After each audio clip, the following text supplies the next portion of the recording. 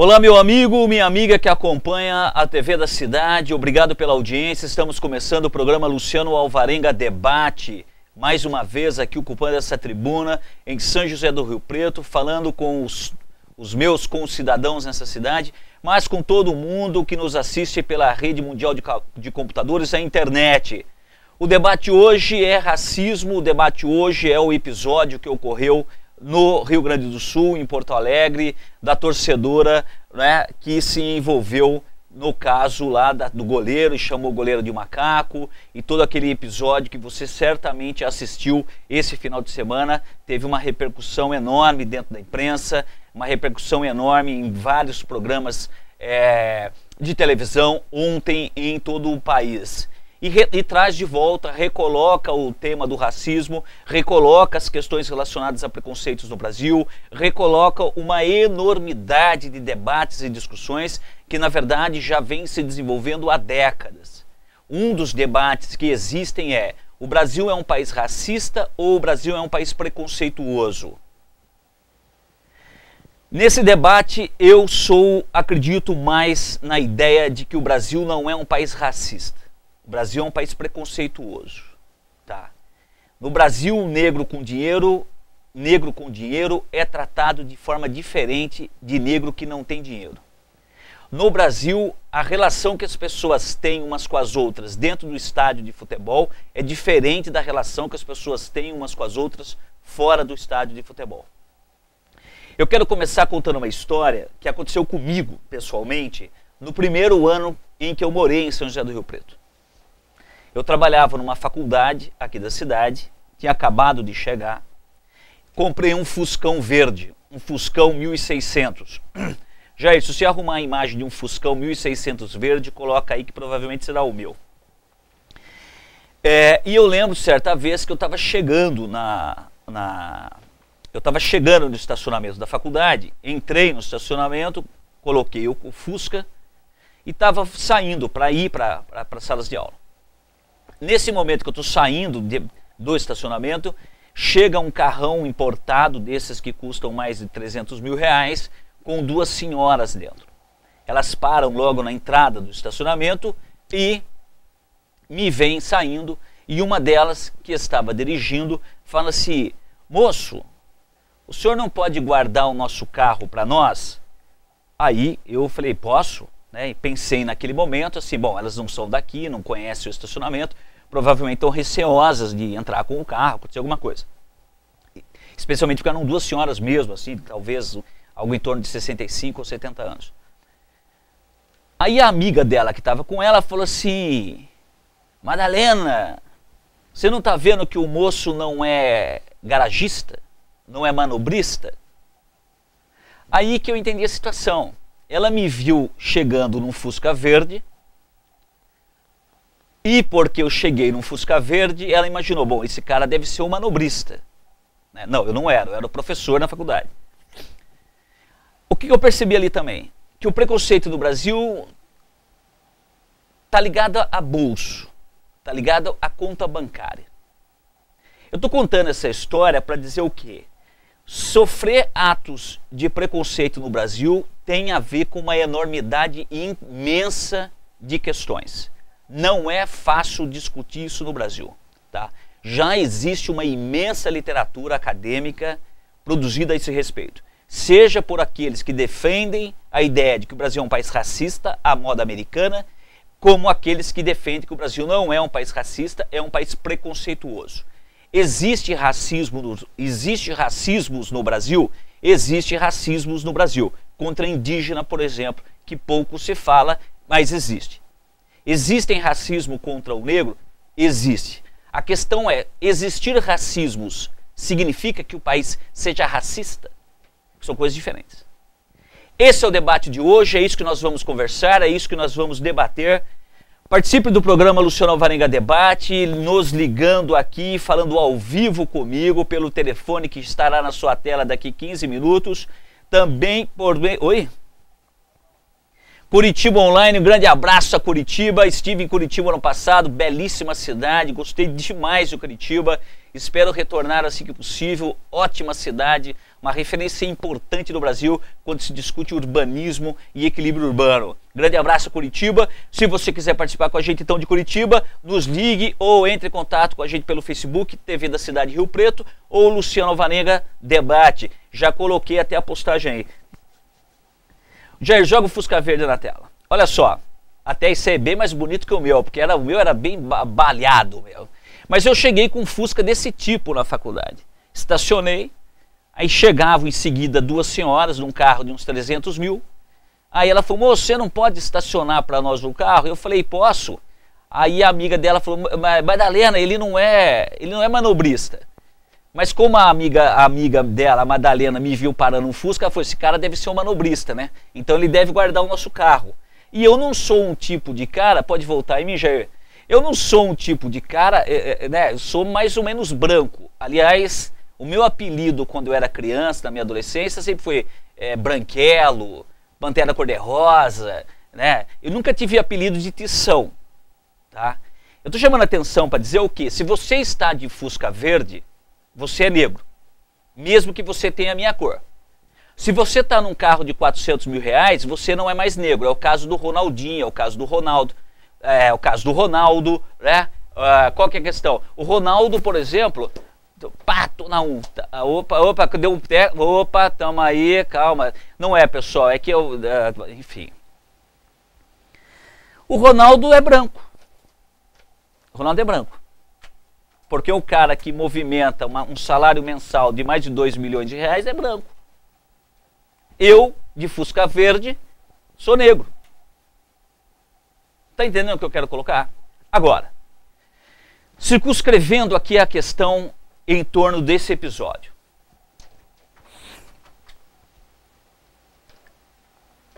Comercial. Já que eu volto.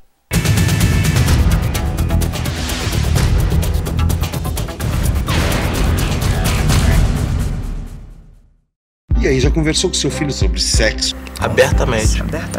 E sobre crack? Já tocou no assunto ou ficou achando que com seu filho isso não vai acontecer? Converse, dê atenção, oriente. Crack. É possível vencer.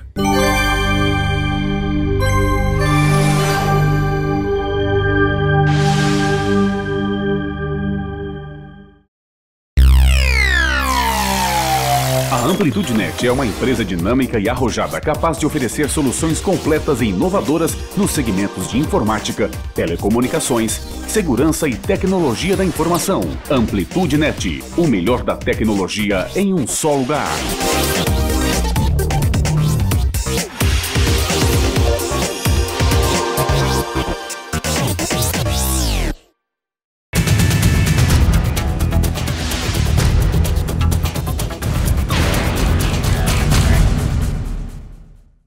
Olá, meu amigo, estamos de volta com o programa Luciano Alvarenga Debate, Racismo e o episódio que aconteceu esse final de semana em Porto Alegre, no jogo do Santos com o Grêmio, em que o goleiro do Santos foi chamado de macaco por uma torcedora, aliás por vários, mas teve uma torcedora emblema aí dessa situação e que ganhou, né, as estampas dos jornais do país inteiro, da mídia televisiva, enfim, que foi exposta em rede nacional em função daquele episódio.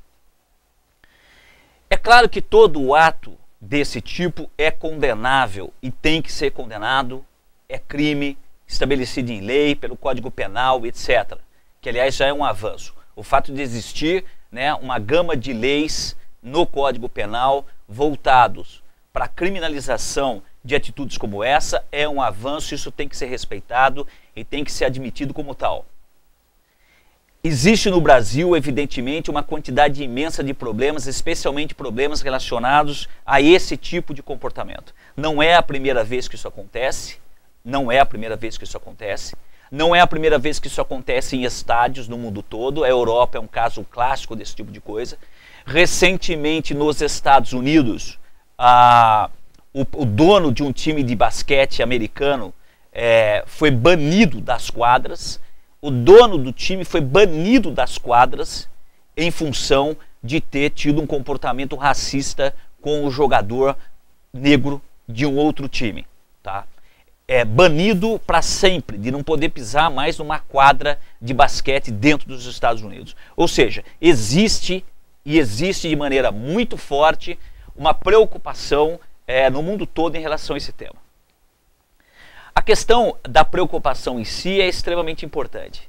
Agora é importante nós considerarmos também outras variantes desse problema.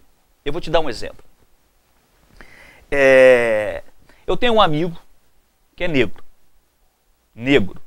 mesmo. Ele chegou para um colega dele de trabalho, que também é negro, e falou assim: e aí, negão, beleza? Aí o cara virou para ele e falou assim: porra, Zé, que papo é esse de branco? Que papo é esse de branquelo? Ele contou isso para mim, aí eu perguntei assim: mas papo de branquelo? Mas tem um papo de branquelo? Porque eu sempre fui chamado de branquelo, mas eu nunca consegui identificar um papo de branquelo. Ou seja, um negro chama o outro negro de negão, que no Brasil é comum pra caramba, sempre foi. Aí o outro reage: pô, mas que papo é esse de branquelo? Eu acho que no Brasil, de uns 15 anos pra cá, nós inventamos um fantasma que não existia. Existe o preconceito, existem as expressões de racismo, embora eu não acredite que o Brasil seja um país racista. Quem acha que o Brasil é um país racista deveria ficar um ano nos Estados Unidos. Vá ser negro nos Estados Unidos. Negro, vá nos Estados Unidos. Ou nem precisa, vá branco, vá branquelo nos Estados Unidos e vê como é que branco se relaciona com negro nos Estados Unidos. Aí você volta e vamos ver se você vai dizer se o Brasil é um país racista. O Brasil é um país que tem racismo. O Brasil é um país preconceituoso. Mas o Brasil não é um país racista. Não há racismo institucionalizado no Brasil. O que é institucionalizado no Brasil é o preconceito por renda.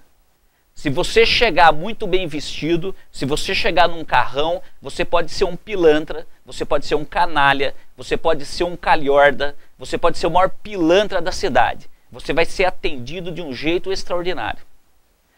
Se você chegar num carro mais ou menos velho, se você chegar mal vestido, meu amigo, você pode ser o sucessor do Papa, você pode ser a figura mais sensata, honesta, ética, com a história de vida mais fantástica do Estado.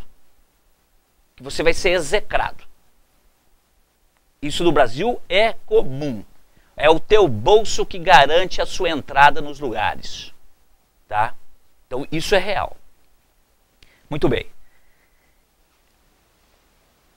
Essa realidade, ela foi ganhando uma outra dimensão, que foi a dimensão desses discursos, tá?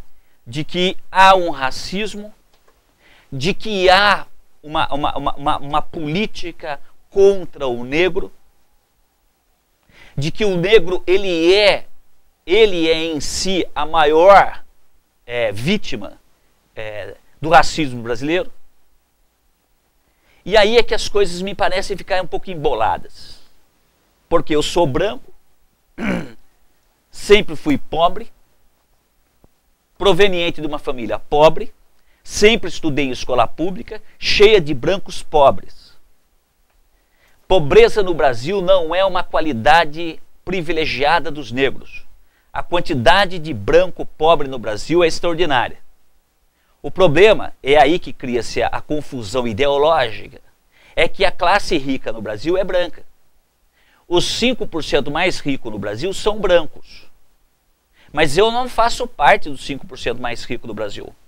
E eu passei a vida inteira convivendo com gente branca, pobre, tão pobre quanto os negros com os quais eu convivia. Mas formou-se um caldo em torno da ideia de que, na verdade, o negro é o pobre e de que todas as expressões até então criadas no Brasil nesse relacionamento com o negro são expressões racistas. Negão é racismo, neguinho é racista.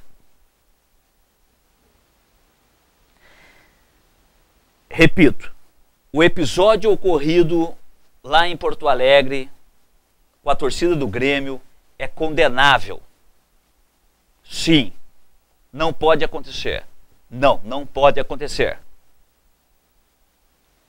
Agora, eu tenho a impressão de que passou a existir um fantasma, criou-se um fantasma em torno da ideia de que nós somos racistas. Não somos. A grande virtude do Brasil é a miscigenação. Não sou eu que estou falando, tá? É Caetano Veloso que está falando, é Gilberto Gil que está falando, é Sérgio Buarque de Holanda que está falando, é Gilberto Freire que está falando, é o Oliveira Viana que está falando, é Florestan Fernandes que está falando, é Otaviani que está falando, é Cartola que está falando, é Pixinguinha que está falando, é a Dona Irã Barbosa que está falando. A miscigenação brasileira, ela é vista no mundo todo como a maior virtude da nação brasileira. A miscigenação no Brasil, a mistura de cores, a mistura de religiões, a mistura de credos, a mistura de crenças, as misturas todas do Brasil, as misturas nacionais, porque aqui a gente tem russo, tem finlandês, tem branco, tem negro, tem marrom bombom, tem azul banana, aqui tem todas as cores. Árabe e judeu no Brasil almoçam junto em São Paulo, tomam vinho na mesma mesa. Eles descem no Oriente Médio, cada um pega uma garrucha e quer matar o outro. Aqui eles não se matam, lá eles se matam. Por que aqui eles não se matam? Porque o Brasil tem essa capacidade generosa de miscigenar todo mundo.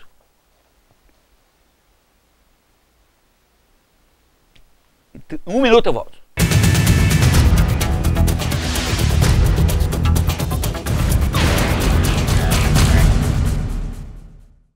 E aí, já conversou com seu filho sobre sexo? Abertamente. E sobre crack? Já tocou no assunto ou ficou achando que com seu filho isso não vai acontecer? Converse, dê atenção, oriente. Crack, é possível vencer.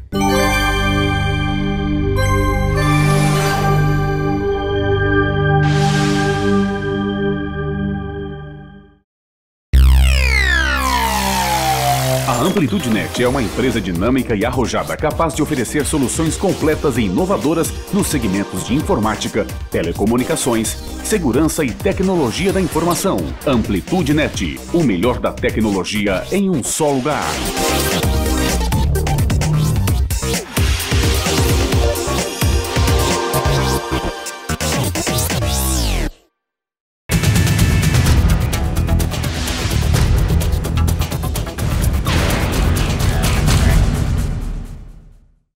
Estamos de volta com o programa Luciano Alvarenga Debate e eu quero levantar uma questão que, aliás, apareceu aqui com... Peraí, sai fora daí. Olha só, o João Francisco da Silva fez um comentário aqui no meu Face que eu quero reproduzir para você. João Francisco da Silva disse o seguinte: peraí, o preconceito vem de longe. O goleiro do Santos tem o apelido de Aranha. Será que é por causa do aracnídeo ou do macaco-aranha? Ninguém prestou atenção nessa questão.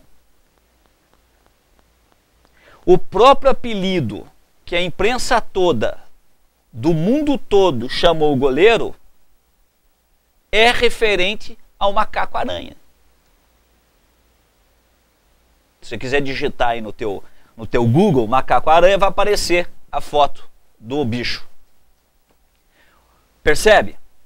Percebe? O nome do goleiro... o lance que aconteceu é racista. Ponto. Mas o nome, o apelido que o goleiro se autodenomina é referente ao macaco-aranha. Quem pôs? Ele mesmo? Outros que puseram? Por que ele ainda está... No uniforme dele está escrito Aranha. Está Aranha. Nas costas dele está escrito Aranha.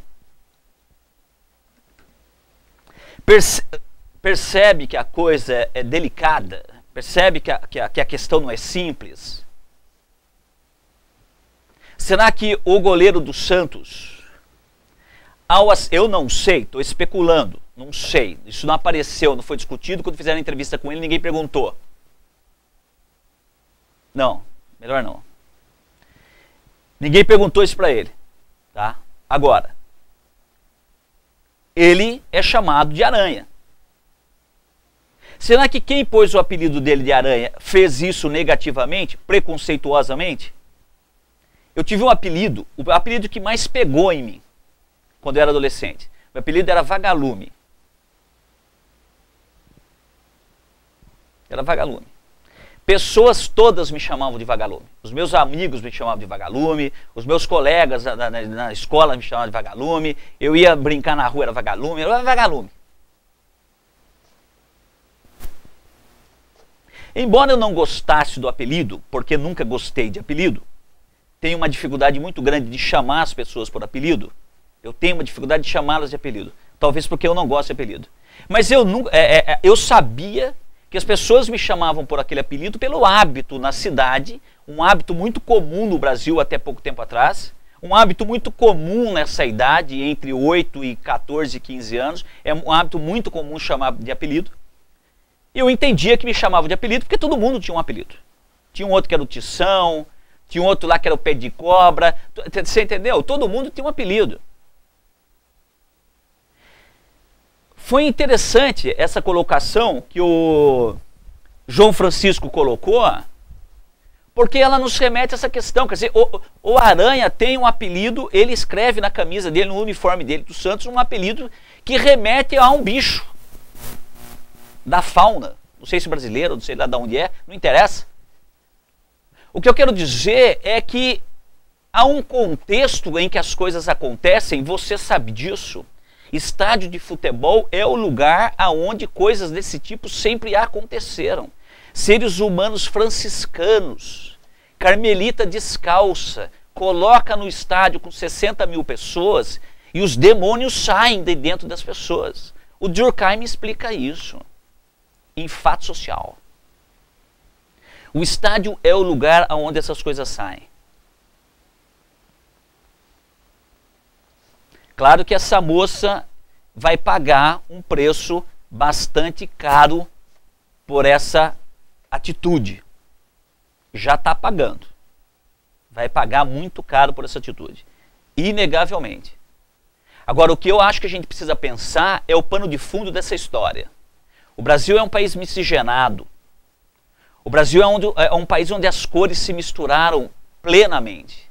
Em 2004, a ONU fez uma conferência na África do Sul, em que o tema da conferência internacional da ONU era o que faz o Brasil Brasil.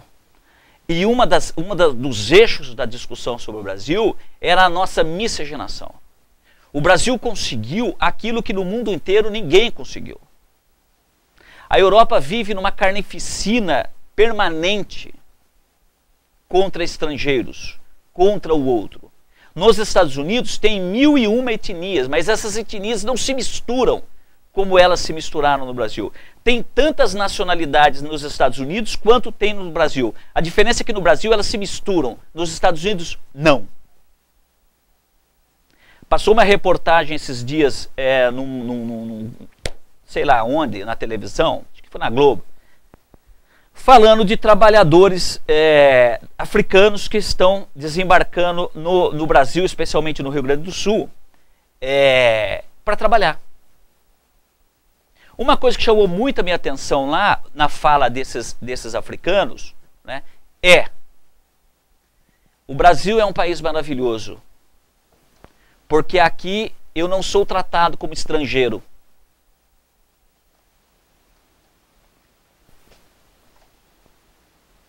O Brasil tem uma capacidade de assimilar o diferente, de assimilar as cores. Como é que é? Ah lá, o Jair está falando que essa matéria foi no Fantástico. Eu não lembro de que nacionalidade os caras eram, mas de um país específico na África, que estão vindo para trabalhar nas fábricas no Rio Grande do Sul, Santa Catarina e tal. E eles falaram, o Brasil é um país fantástico, aqui eu não me sinto estrangeiro, não sou tratado como estrangeiro. Isso é uma virtude nossa. Isso é uma virtude nossa. E nós estamos alimentando fantasmas.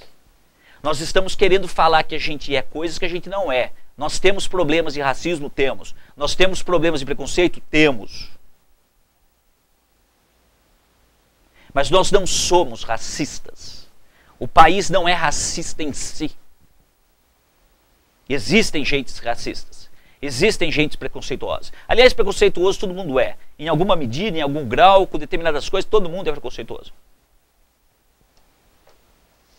O fato que precisa ser colocado é o seguinte: a gente precisa discutir essas coisas de maneira mais qualificada. A gente precisa debater esse tipo de tema de forma mais fria, menos ideológica. Há uma tentativa que vem se desenvolvendo há 2 décadas no Brasil de fincarem a pecha de que esse país é racista. Sendo que o mundo inteiro diz que nós não somos racistas. Sendo que as maiores expressões da intelectualidade brasileira, as maiores expressões da cultura, da música e do teatro brasileiro já afirmaram contundentemente inúmeras vezes de que esse é um país miscigenado. O grande preconceito no Brasil é com quem tem e quem não tem. E caiu, voltamos. O grande preconceito no Brasil, meu amigo, é o seguinte: é o teu bolso. Se teu bolso tem grana, você está dentro. Se o seu bolso não tem grana, você está fora. Aí, meu amigo, se você é branco, se você é negro, se você é marrom bombom, se você é azul banana, não interessa. Se você não tem grana, está fora. Tem grana, está dentro. Quem está dentro é branco. Quem está fora é negro. Grande abraço. Obrigado.